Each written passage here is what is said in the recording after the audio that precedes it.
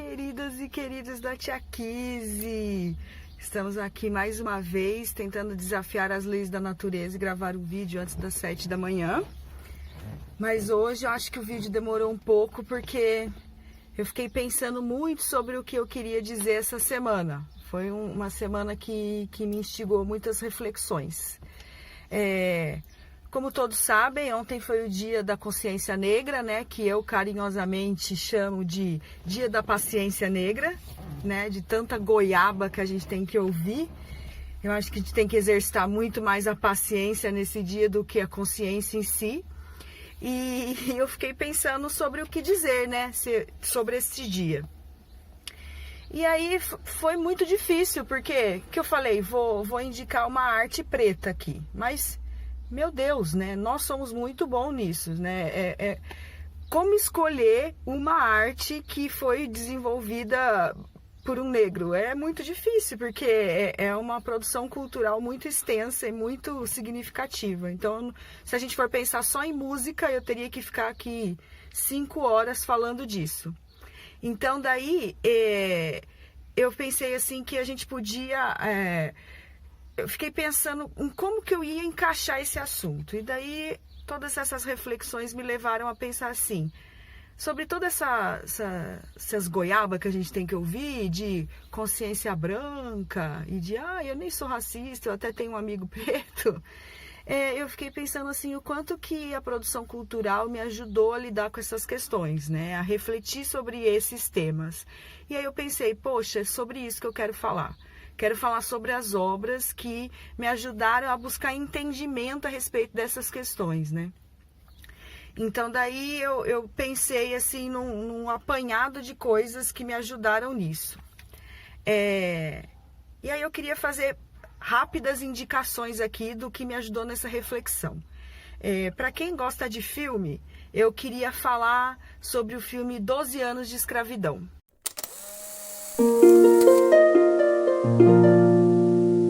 Essa é a indicação.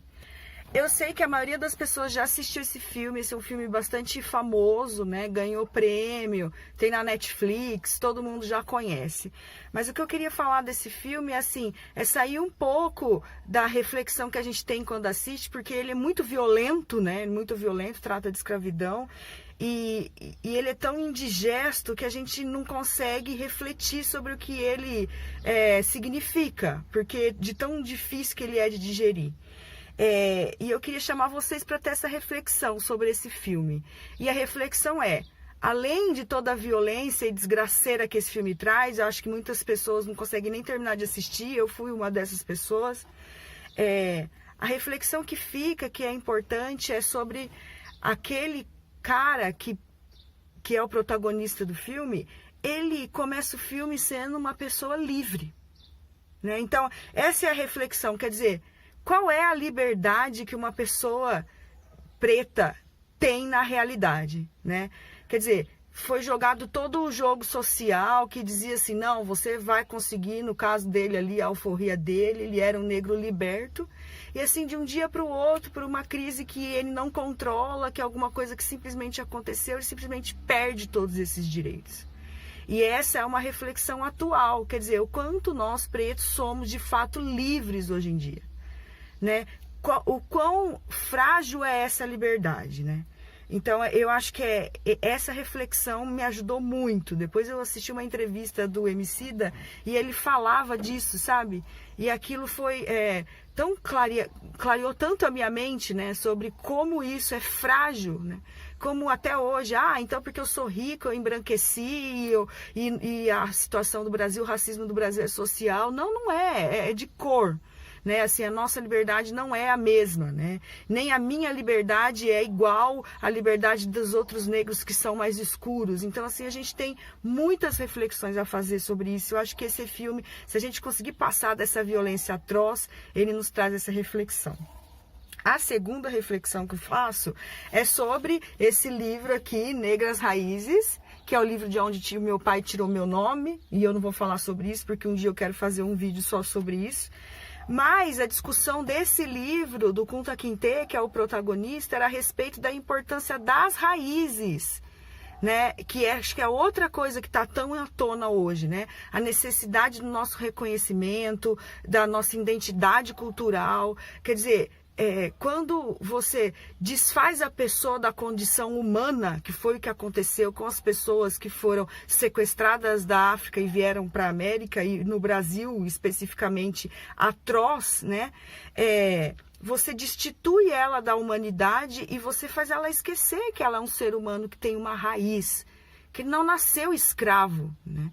Então, essa é a discussão do Kunta Kinte no livro. Esse livro é lindo, né? Também bastante violento, mas um dia eu vou falar só sobre ele, e ele também me ajudou bastante nessa reflexão. Agora, se você não é nem da turma do filme, nem do livro, eu indico aqui um episódio de um podcast, que é o podcast Mamilos, episódio 173, Eu Não Sou Racista.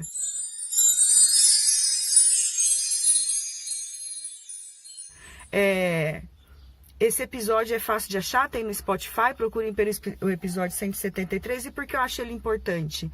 Porque ele é uma discussão de um racismo que vai além dessa coisa de que não, mas eu gosto de gente preta, não, eu não sou racista. Ele discute o quanto que isso é estrutural e sistematizado no nosso sistema de vida.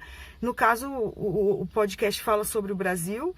E também outra coisa importante, ele tem duas pessoas brancas dentro dessa discussão, no lugar onde elas deviam estar, que é no lugar de escuta e no lugar de reconhecimento de privilégio, que é uma coisa importantíssima da gente discutir. Essa é uma narrativa que tem que ser feita pelos pretos, e os brancos precisam participar sim, mas no lugar na onde eles devem estar, que é no lugar da escuta e do reconhecimento dos privilégios. E esse podcast traz isso.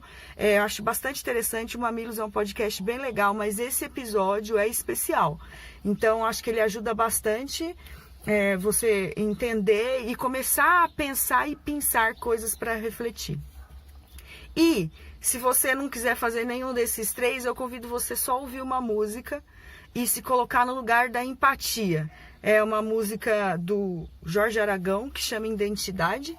Termino com essa música e te convidando a essa reflexão, porque por mais que as coisas de fato estejam melhores, se é que a gente pode dizer isso, negar o racismo no Brasil é uma coisa tão louca, porque para isso a gente precisaria ter uma nova história, e isso não vai acontecer. A história a gente conhece, a gente muda, a gente até supera, mas a gente não apaga nunca.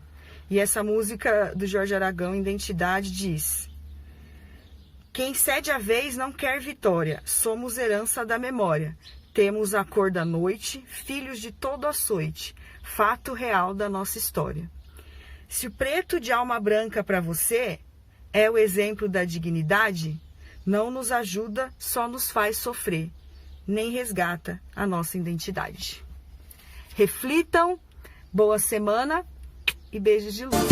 Se preto de alma branca pra você é o exemplo da dignidade.